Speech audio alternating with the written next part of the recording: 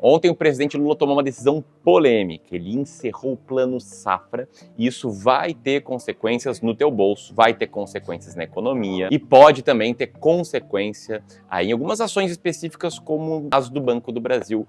Por isso a gente está gravando esse vídeo para te explicar tudo o que está acontecendo nesse momento e os impactos que podem vir nisso, que pode ser mais um passo aí do início da crise provocada pela gastança do governo, que gastou muito mais do que arrecadou desde que entrou 2 anos. Então presta muita atenção no que a gente vai te explicar. Se o tema te interessou, deixa o dedo no like. Quem vai te contar toda essa história é o Filipão, meu sócio. Filipão, bola tá contigo. Boa, vamos lá. Hoje de manhã a gente acordou aqui no Clube do Valor com essa notícia aqui, ó. Lula suspendeu linhas de crédito do Plano Safra por falta de recursos. E aí, antes de eu entrar no detalhe, vamos colocar todo mundo na mesma página brevemente. O que é esse tal de Plano Safra? É um plano do governo para financiar o setor agro do país. E ele funciona pelo meio do crédito rural. Ou seja, o governo oferece incentivos para financiar a atividade agrícola através de linhas de financiamento com juros subsidiados, ou seja, juros mais baratos, artificialmente para estimular o setor. E aí como é que isso funciona na prática? Todo ano o governo define uma taxa de juros que vai aquela que vai ser cobrada para os planos safras da vida. E aí praticamente todos os bancos precisam seguir essa taxa que foi designada. Aqui na lista a gente vê os parceiros desta edição. Aí depois de definir essa taxa, os bancos vêm e definem quanto de recursos eles vão colocar para o plano safra, cada um com sua decisão. Então na hora de fazer o empréstimo mesmo, o banco dá uma parte e o governo federal dá outra, que aqui é justamente onde entra o subsídio. Tudo isso visando cobrir os custos administrativos e do empréstimo das instituições financeiras que precisaram fazer uma taxa muito mais baixa. E é justamente nessa parte do governo do subsídio que entra o grande problema. O governo Lula decidiu suspender as linhas subsidiadas do Plano Safra do período de 2024 até 2025 por falta de recursos. Principalmente depois da alta da Selic, o subsídio ia ficar ainda mais caro. Lembrando que na última reunião do Copom a gente viu a Selic subir para 13,25. E aí você pode perguntar, poxa, mas o governo não já sabia dessa alta da Selic, dessa dificuldade em dar subsídio quando criou o Plano Safra? E para ser honesto, a verdade é que parece que não. O plano que foi lançado no início de julho do ano passado oferecia taxas de juros de cerca de 8% ao ano para o custeio e comercialização e entre 7% e 12% para investimentos no setor agro. Só que naquele período a Selic estava no outro momento, em 10,5% de patamar. Muito provavelmente no otimismo que o próprio governo tinha de cair a Selic e continuar com esse plano que, querendo ou não, gera mais popularidade do presidente e do governo como um todo num setor agro, que é um setor importante do país, mas a Selic voltou a subir. E, inclusive com algumas previsões de que a Selic pode chegar até 16%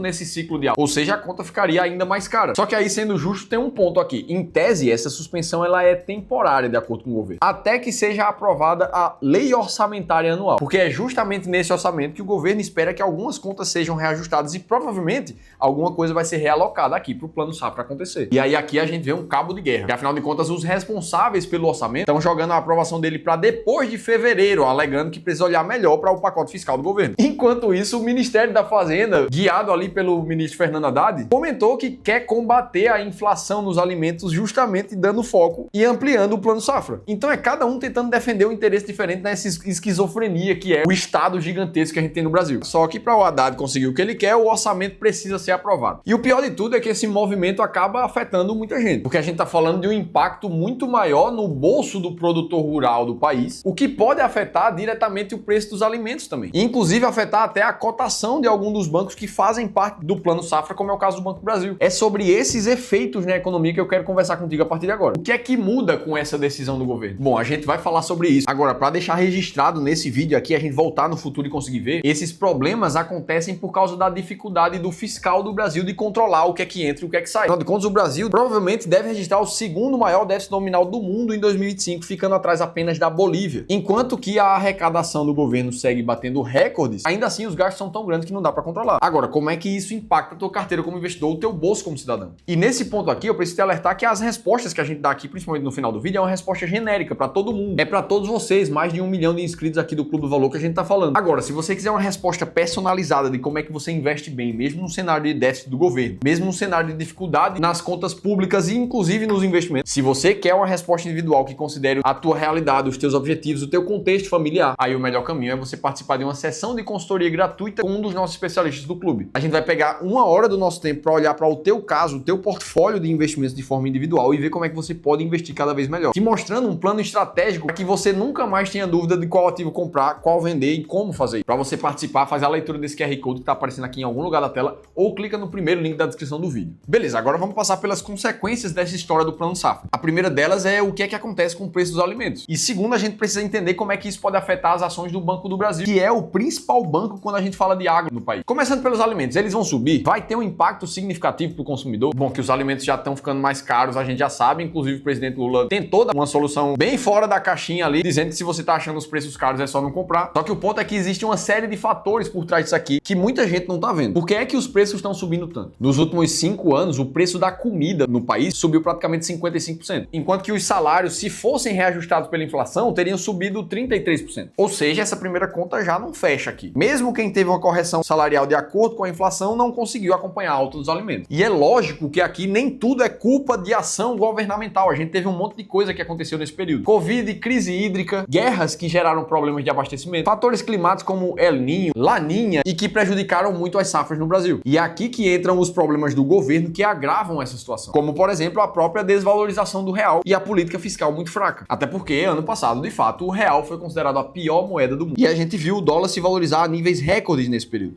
E aí é aqui que a gente vê que a suspensão do Plano Safra ele parece ser muito mais um tiro no pé. Do governo que está reclamando da comida cara e que você não deve comprar se você está achando caro demais, mas que desestimula ali o setor agrícola com subsídio que ia dar em troca da aprovação da lei orçamentária. Então sim, o corte das linhas de financiamento para o setor alimentício do país tende a limitar ainda mais a produção dos alimentos, o que, pela lei de oferta e demanda da economia, acaba gerando uma possibilidade de subida nos preços novamente, ainda mais. E aí, beleza, os desdobramentos desse acontecimento a gente só vai ver num futuro mais próximo. Indo pro segundo ponto, como é que ficam os bancões aqui no Brasil sem essa linha do Plano Safra que estimula muito o negócio também. Para quem não lembra, o Banco do Brasil foi responsável por concessão de mais de 260 bilhões em crédito para o Plano Safra no último ciclo. Só que com o que a gente sabe até agora, a única informação que se tem é que o Banco do Brasil deve aguardar o restabelecimento do Plano Safra. E que diz, inclusive, continuar financiando o agro com as linhas próprias. O mistério que a gente tem aqui como investidores é se esse impacto negativo de não ter o Plano Safra vai afetar alguma coisa no planejamento desse próximo ano, 2025, para o Banco do Brasil, que estava contando com essa linha. Até o momento, no dia de hoje, as ações não oscilam muito. Estão caindo 0,29% nesse momento, chegaram a cair algo perto a 1,3%, nada muito amplificado considerando essa notícia. Enquanto outros grandes bancos da Bolsa também tiveram variações que parecem ser muito mais flutuações naturais de mercado. Dito tudo isso, o investidor pode pensar, tá, Felipe, então eu devo segurar meus investimentos, o que é que eu faço com a minha carteira? Eu não invisto nos bancões? E bom, uma coisa que a gente precisa sempre lembrar é que todo investidor deve separar duas formas de pensar. A de cidadão, que pensa em voto, em governo, e em cidadania mesmo. E a tua cabeça como investidor, que segue a tua estratégia de forma mais fria, independente das narrativas do mercado. E o fato é que, por hora, essa história do Plano Safra não parece ter chegado na bolsa ainda. A metodologia de investimentos independente desse cenário, independente se o Banco do Brasil vai cair, já que ele já está sofrendo com a inadimplência do agro, que pode aumentar ainda mais com essa falta de recursos, tudo continua sendo a mesma estratégia de investir. Ora, se você tem um desenho de alocação de carteira muito claro, de 60% em renda variável e 40% em renda fixa, por exemplo, se o Banco do Brasil tá ali na tua carteira e ele vier a ter uma queda um pouco mais forte, o que vai acontecer é que tua parcela de renda variável vai voltar ali para uns 55%, 50%. Tua única função vai ser direcionar os teus novos aportes, comprar aquilo que está na baixa, caso você entenda que aqueles ativos fazem sentido de permanecer na sua carteira. E como toda e qualquer boa estratégia sistemática olha para os dados presentes para escolher qual ativo comprar e qual vender, o Banco do Brasil, nesse momento, baseado na estratégia máquina de dividendos, segue sendo sim uma das 10 maiores pagadoras de dividendos da Bolsa. Ou seja, para quem investe com base em estratégias quantitativas, racionais e que são comprovadas no tempo, esse tipo de notícia aqui serve para o nosso eu cidadão, mas não para o nosso eu investidor. O nosso embasamento segue sendo em números, dados e fatos. Dito isso, se você quiser entender como reinvestir os dividendos dos seus fundos imobiliários da maneira mais inteligente possível, eu preciso que você assista esse outro vídeo aqui, que eu contei tudo isso em detalhes, eu vou estar te esperando por lá.